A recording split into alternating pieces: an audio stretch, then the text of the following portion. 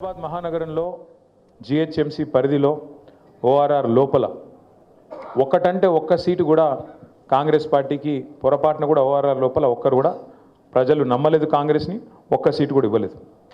అట్లాగే బీజేపీకి కూడా అడ్డిమారి గుడ్డి దెబ్బ అన్నట్టు ఒక్క సీటు వచ్చింది తప్ప ఒక్కటంటే ఒక్క సీటు కూడా రెండు జాతీయ పార్టీల కాంగ్రెస్ కానీ బీజేపీకి కానీ ఇయ్యలేదు, మీరు నమ్మలేదు.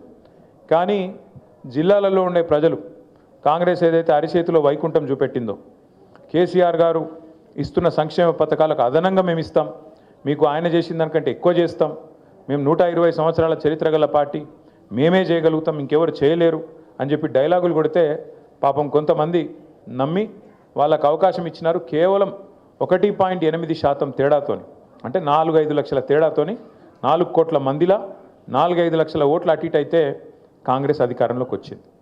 మరి వచ్చిన తర్వాత ఇప్పుడు సరిగ్గా 22 నెలలు దాటి 23 నెలలు నడుస్తూ ఉన్నది. 23 నెలల్లో కాంగ్రెస్ ప్రభుత్వం ఏం చేసింది హైదరాబాద్లో కానీ బయట తెలంగాణలోని జిల్లాల్లో కానీ అని ఆలోచించుకుంటే నాకంటే బాగా మీకే అర్థమవుతుంది. ఎందుకంటే ఎన్ని మాటలు చెప్పినారు, ఎన్నెన్ని కథలు చెప్పినారు, అరిచేతిలో వైకుంఠం చూపెట్టి ఏం చెప్పినారు.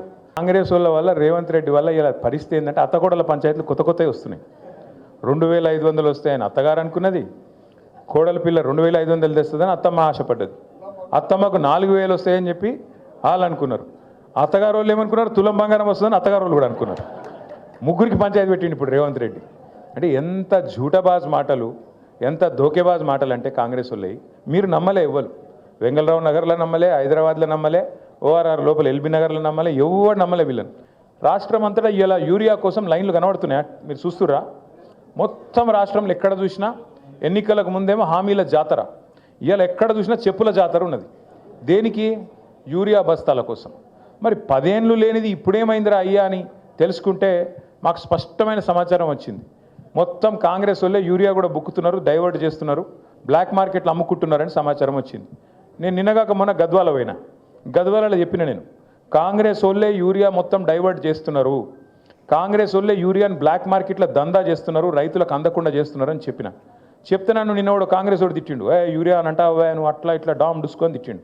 ఇప్పుడు పొద్దున వార్త చూస్తే ఇక వీళ్ళ మిర్యాల కూడా ఎమ్మెల్యే కొత్తగా గెలిచిన ఆయన కాంగ్రెస్ ఆయన ఉన్నాడు కదా, ఆయన గన్మ్యాన్ ఒక లారీ యూరియా తీసుకుపోయిండట. ఆయన గన్మెన్. మరి గన్మెనే లారీ యూరియా తీసుకపోతే ఎమ్మెల్యే ఎంత ఎత్తుకపోవాలి? ఇక మరి గట్లున్నది కాంగ్రెస్ వాళ్ళ కథ. ఆఖరి యూరియా కూడా బుక్తారే, నాకు అర్థం కాదు. అది కూడా తింటారా? రైతుల నోటికాడి ముద్ద గసంటోళ్ళు కాంగ్రెస్ వాళ్ళు. ఇక వాళ్ళు చెప్పిన అబద్ధాలు ఇని ఇప్పుడు వస్తారు మళ్ళీ గంగలరావు నగర్కి, తుమ్మల నాగేశ్వరరావు వస్తారు, పెద్ద మనిషి మంత్రి కాబట్టి ఆయన కొద్దిగా వజూదు ఉంటుంది, ఏమని చెప్తే మన వజన్ ఉంటుందేమో అని మనం అనుకుంటాం. వచ్చి చెప్తాడు, అమ్మ మీకు తులం బంగారం ఇస్తా అంటాడు. ఈరోజు నేను చెప్తున్నా, రాసి పెట్టుకొని తులం బంగారం కాదు, వీళ్ళు మీ మెడల పుస్తలతాడు గుంజుకోకపోతే వాళ్ళే గొప్పోళ్ళు. పచ్చి లంగాలు కాంగ్రెస్ వాళ్ళు.